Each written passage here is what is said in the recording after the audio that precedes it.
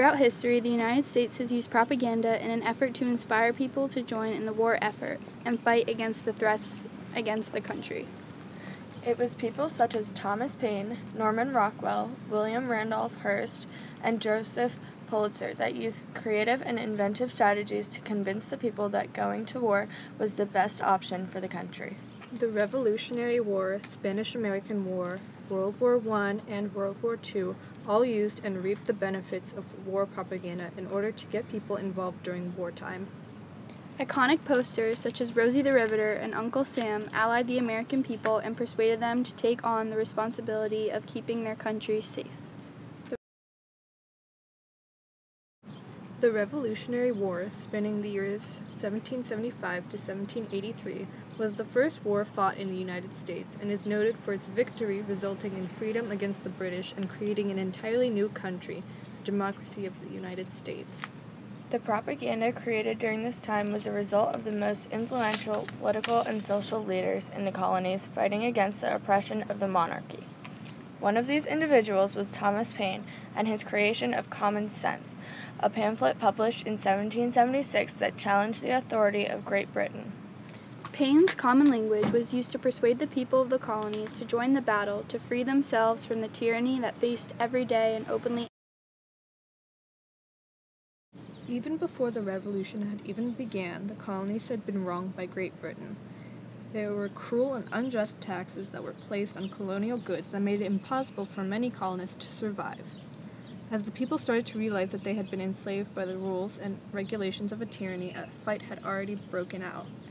The Boston Massacre had also led to the start of the American Revolution, taking the deaths of 5 colonists at the hands of a British battalion and using it to enrage and encourage others to take a stand. Paul Revere depicted a sensationalized version of the events in 1770, 5 years before the start of the war, to rally anti-British sentiment across the colonies. Our war with Spain for Cuba's freedom was an example of propaganda that appealed to Americans immensely.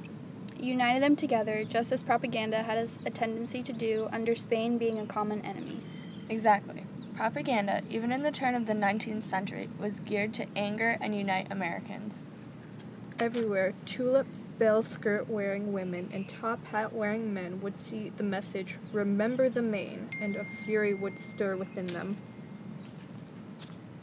This fury could only be expressed by uniting against the Spanish. As a result, the country was on board with imperialism. Just like that, we fought Spain on the Pacific and Caribbean. The most influential piece of propaganda during this conflict would be the stories reported about the sinking of the USS Maine. This story had a large part in the decision to send American troops to Cuba. The yellow journalism of this time that over-sensationalized stories and fabricated news to attract readers was head-to-head in competition with the anti-Spain propaganda. Jingoism erupted throughout the United States. Encouraged by propaganda, Americans of all demographics knew the line, "End the pain, blast Spain." The United States distributed anti-Cuban propaganda to get Americans on board with the Spanish-American War.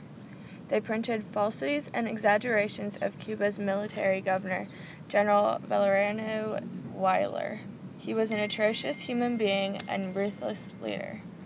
They spread false information in the form of propaganda when just telling the truth would have sufficiently done the job. The problem was many Americans were against imperialism in the first place, which was why those in support of occupying Cuba, among the other territories they gained in this war, felt the need to spread false propaganda.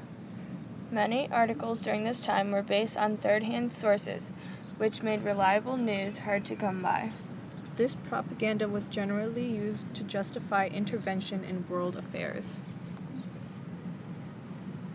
The Spanish-American War was the birth of yellow journalism, and this can be credited to William Randolph Hearst and Joseph Pulitzer.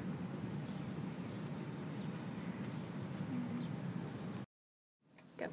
Researching and studying American history, one will see a pattern and trend in propaganda use as a tool used by the American government in a number of ways. Take the Spanish-American War. Spain's ruthless control and oppression in Cuba should have been reason enough for the United States to intervene, but citizens against expansion and imperialism were reluctant to get on board with the war effort. It didn't concern the immediate lives of Americans, so why support this notion to expand? My fellow colleagues and I have debated how the majority of Americans were able to get behind this, as our country has always been isolationist.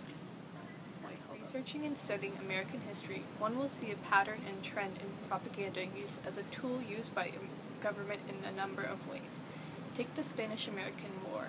Spain's ruthless control and oppression in Cuba should have been reason enough for the United States to intervene, but citizens against expansion and imperialism were reluctant to get on board with the war effort. It didn't concern the immediate lives of Americans, so why support this notion to expand? My fellow colleagues and I have debated how the majority of Americans were able to get behind this, as our country has always been isolationist. Primary documents of leaflets and propaganda of how we were able to transition. In the Vietnam War, the press released everything, good and bad. We were overdosed with truth of what was happening, and that's part of why it's so negatively portrayed. The early 1900s brought turmoil for most of the world. Named the War to End All Wars, this conflict originated in Europe with the assassination of Franz Ferdinand in Bosnia, an Austrian archduke. The Central Powers, consisting of Germany, Austria-Hungary, Bulgaria, and the Ottoman Empire, fought against the Allied powers of Great Britain, France, Japan, Italy, Romania, Russia, and later the United States. Because of its originally isolationist stance in the world, thanks to Woodrow Wilson, the United States did not enter warfare until 1917, when it declared war on the German Empire after it sank the Lusitania, an American passenger ship. In order to inspire people to fight, the Liberty Bond Company would create posters showing the depiction of a U.S. firing at a German U-boat, forcing the American public to face the reality that they, as a nation, had a responsibility to avenge the deaths of those American passengers, and also provide financial support for the military's endeavors in fighting against the German army. A widespread form of propaganda here would be atrocity propaganda, which highlighted the awful things that the Germans did, such as the destruction of ancient cathedrals, acts of violence committed against civilians and prisoners of war, and the use of forbidden weapons. Great Britain actually created a secret organization called the Wellington House, which was used to combat the negative publicity against them by publishing newspapers of their own and influencing those of other countries to spread news that sympathized with them. This organization was so powerful that it would completely shift the opinions of individual nations that agreed with Germany to be angry with Germany.